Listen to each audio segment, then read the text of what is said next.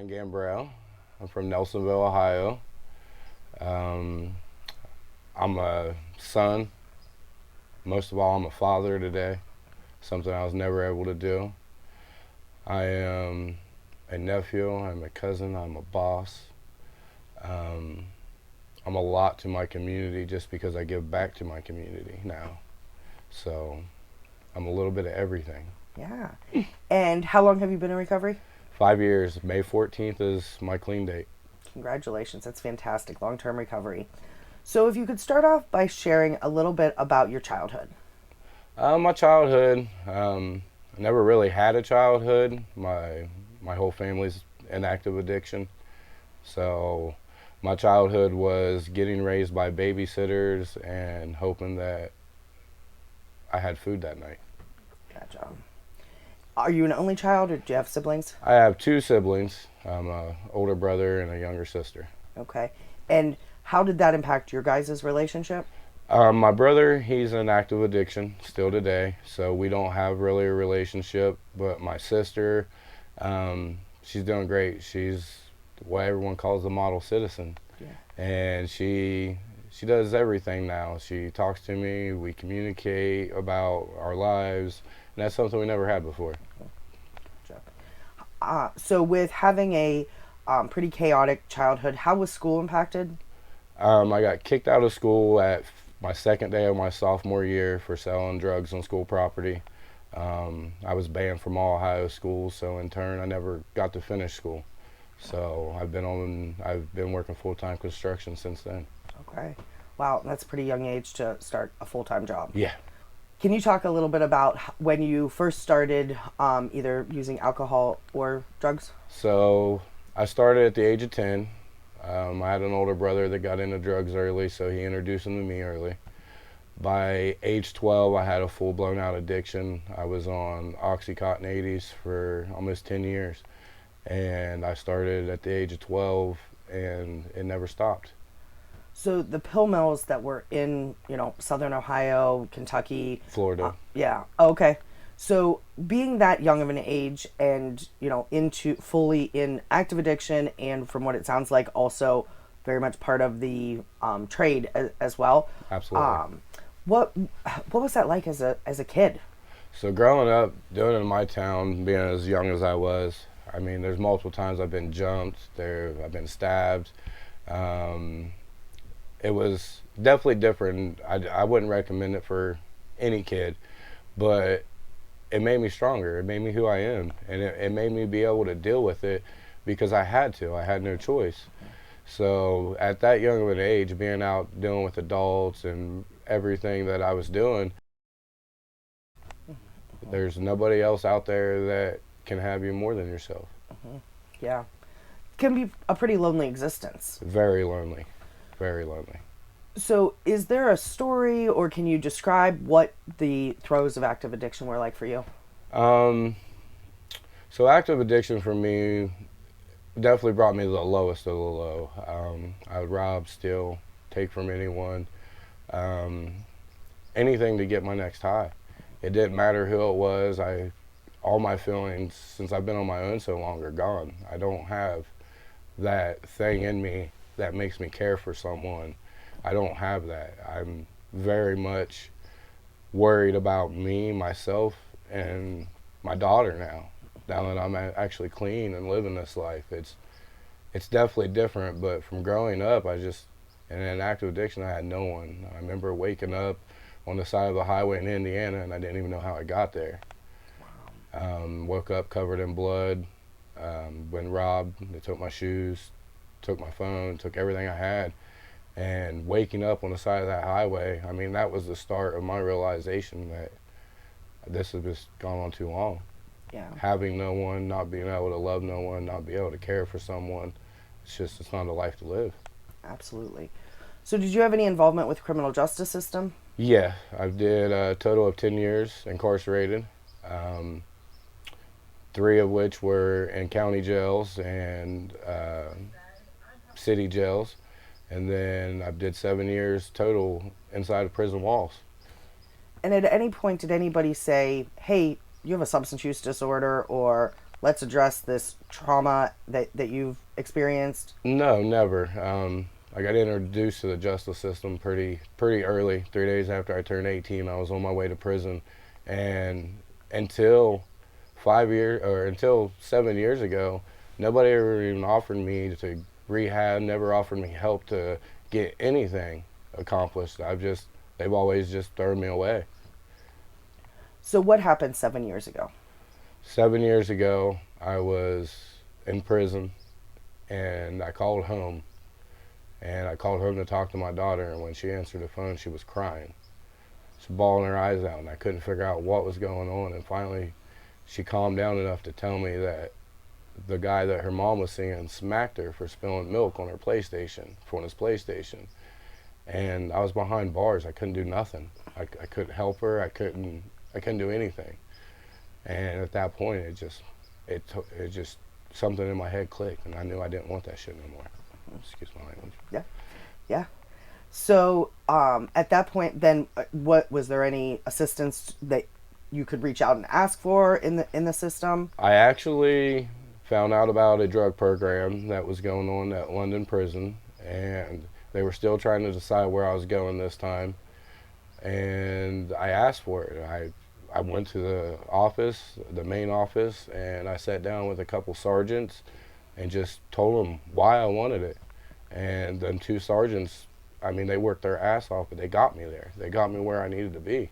So there is no help in there unless you ask for the help.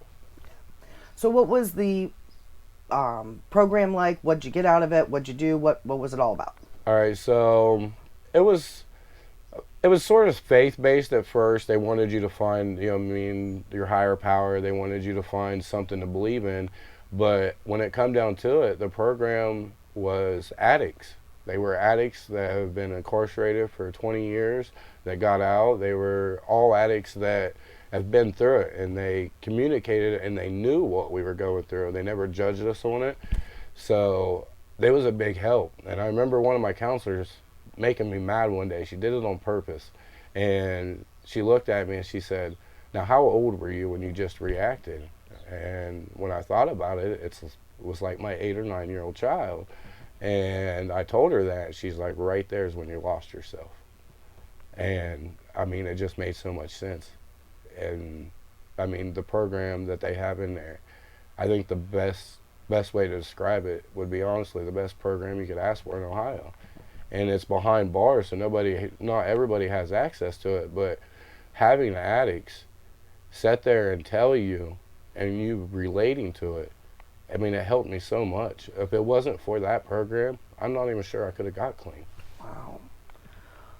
So, what are some of the skills that you learned that you had to change from that very survival on the streets, like only being able to depend on yourself, to where you are today? The main skill I had to learn was just being able to deal with myself, just being able to deal with my consequences of my actions, being able to think about my actions. I never did that when I was an addict. I didn't care. I just wanted to get high. So when I got clean, the biggest part of it was just learning how to just deal with myself. And once I learned that, everything else just come into effect, because once you learn how to deal with yourself and bring yourself down and calm yourself down without having a substance, I mean, everything else just follows in. It all starts with what you do with yourself. So you're in there. The program was you were there for 2 years. Yep. Okay, so once you were getting close to being released, what plans did they help you with? What was the exit strategy, and what'd you do once you got out? So once you do this program and you're a graduate, when you come home, they help you with housing. They help you with your bills to get you started, and then they help you pretty much just get in contact with other people in your area. Mm-hmm. So when coming home, I had that going for me, so I knew I was going to have a place to go. But one big thing that they help you with is they give you a personal person that you can call at any time. It's a sponsor. They're sponsors through the government. It's through the prison, wherever you're at. And having just one person to talk to about coming back to everyday life, I mean, that was the biggest help I could have asked for. Absolutely. And was he from this area? From this area. They're always in your area. They have 5 or 6 in each county that do it. So that was the biggest thing. Them having me being able to just talk to someone about what was going on and knowing that they weren't going to judge me. That was a big thing coming home. It helped me. Absolutely. And because I mean, things change, in a 2 year period of time. So technology and just life in the world and whatnot. So where'd you live initially when you got out? When I first come home, I've did wrong to my whole family, so they wouldn't take me in. Um, an hour after I come home from prison, I went to a meeting at the Clem House in Athens. And during that meeting, I talked and I told them what I had going on, and they listened. And at the end of the meeting, the people from the Clem House come up and offer me a place to live. Awesome. So I went to the Clem House and I lived there until I felt like I could be on my own. And how long was that? I was there for about 3.5 months. When COVID hit, they were going to lock us down, and then I just got done doing a total of 5 years lockdown, and I just couldn't do it. So I took that jump and I used my resources that I was provided from that program and got into my own place, and I lived there until about a month ago when I bought my first house. Oh my goodness, that's spectacular. So, before we get to your first house, so you're in your own apartment. You have some time. You've started to build some supports. What did you do, during COVID on a daily basis? Because meetings shut down. I mean, the whole world shut down. So what'd you do to be able to really get through those first 6 months of COVID staying clean? So what helped me is at the time I was beginning to build my company, and it kept me busy. It kept me always moving. It kept me always talking to people, and it was always positive stuff. And my community, I kind of have a name, and it's for drugs. You know what I mean? And there was people coming out of the woodwork when I was starting my company that just helped me get along, just pushed me, gave me that little push, and gave me that little bit of support I needed to build what I needed. And that was my main thing, is just staying busy and knowing what I wanted and being able to work toward it.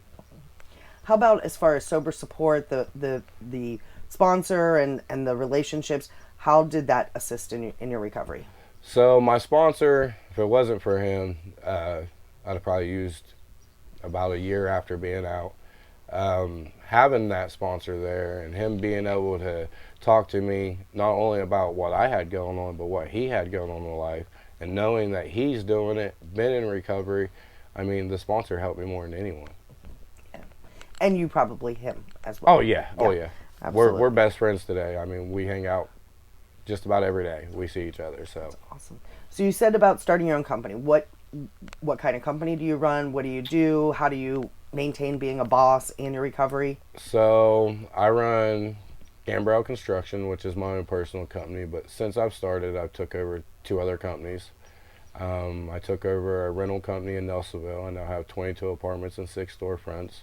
And then I was building the spa at Hawken College, and the city council in Nelsonville was giving me a chance, and that's who I was working for.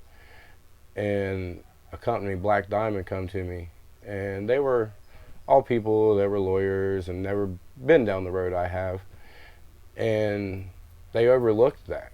They overlooked my past and saw me for who I was. And when I took over that company, I didn't realize how big it was, but I mean, their project is $13 million. Wow. And when I took over that company, everyone in my community saw what I was doing and saw all the people that were working for me and saw the things I was doing in the community. And when Black Diamond gave me that chance, I jumped at it. And now today I run construction for a multi-million-dollar development company.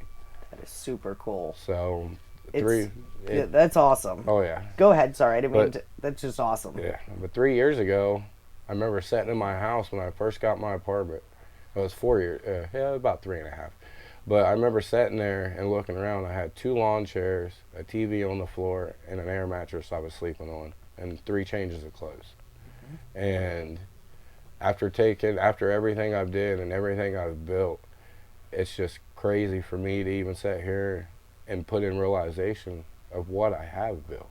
Mm-hmm. That Black Diamond giving me a chance and letting me be who I am and do my company how I want to run my company, it runs right alongside with my recovery. Everybody that works for me is in recovery. Everybody that I give a chance to has either been turned down a million times by other people because of their past.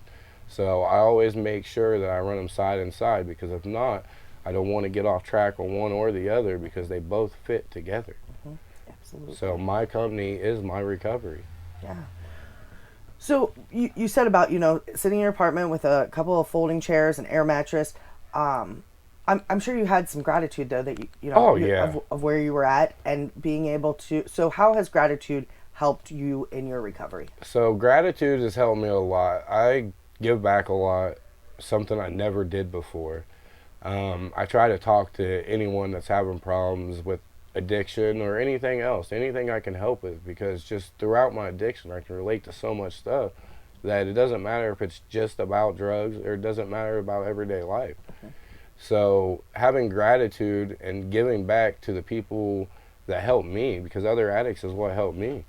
So if it wasn't for them, I really don't know where I'd be. So if I can help with food, if I can help with clothes, if I can help just talk to someone, get someone in recovery, I show as much gratitude as I can, because I wouldn't be here without it. I so appreciate that you talked about the action of gratitude, because it's not saying I'm grateful. It really is that Yeah. action. Oh So yeah. that's spectacular. So you shared that you have a daughter. How did you rebuild that relationship with your daughter? Very slowly. Um, I was kind of an asshole when she was growing up. I was very strict because I didn't want her to be anything like me. So she saw me being away for so long. She saw me as not necessarily as like strict and she's going to listen, but she saw me as being scared of me because of how I was and how strict I was, the way I disciplined. So rebuilding that took time, but she always knew that I loved her, and she always knew that I was trying to look out for her best. I just wasn't looking out the best of me. So I just sat her down and was honest with her, and I let her ask me any questions she wanted. And I told her that I'd be honest no matter what it was. So we sat down for about 3 hours one day, and she just asked me questions for 3 hours, and I answered her honestly. And then I promised her, at the end of that, I promised her I'd never lie to her again. I'd never do anything to be away from her again. So it was very slow, but it definitely, it's great now. How old is she today? She'll be 12 in October. Um, it's been a long 11 years, but she's a great kid, very respectful. She's on merit honor roll. She's overachieving. She's going into sixth grade, and she's testing at ninth and 10th grade levels. That's awesome. So all that stuff I did do, it definitely worked. So, what are some dreams that have started coming true in your recovery, and what are your hopes and dreams for the future? So I guess my biggest dream that I've always had, being an addict, was just to be able to walk by a cop and not worry about having to get arrested. And today, I mean, I deal with cops all the time just because of my apartment building and stuff like that. They wave at me when I go by. You know what I mean? If I'm somewhere and there's a problem, they ask me for help. So that was something just ever since I was a kid, I just never wanted to have to worry about it. And today I don't. You know what I mean? I can drive around, I can go to my job sites, and there's no question that if I'm running around selling drugs, there's none of that. Yeah. Because they know what I'm out here doing, and they use me. The cops in the town, if they got a problem with an addict or something, they usually get a hold of me and they let me go try to talk to them, and they let me try to help. And that's something I never thought that I would ever have. Pretty cool. And then my biggest my biggest dream that I've always had for personal is just my company. I've always been I've always been a guy that can build or can take care or fix anything, but I've never been that guy that somebody would call to do it. And now I'm the first call on, I mean, a couple of my clients are multimillionaires, and I'm the first call they make for anything. And I never thought that I would be able to get my company up and going and have enough clientele to actually keep it going. And now I'm turning away people. So that was a very big personal dream that I accomplished, and the only reason it happened is because I am in recovery. And then my future, I just want to build. I want to build an empire that is going to take care of my daughter after I'm gone. I want to build something that everybody's going to remember. I want to. I don't want anyone to remember me from how I used to be. Absolutely. I want to be the guy I am today. So, have you had any health or health consequences or mental health consequences as a result of your use? A little bit of both. Being incarcerated as long as I did had a toll on my mind. Um, I'm constantly looking around. I'm constantly really not judging, just sizing up people. I mean, being in that life, it had a lot of mental effects. Always watching your back, never wanting to trust anyone. And me being locked up where I was and asking for the programs I didn't see anyone I knew for 5 years.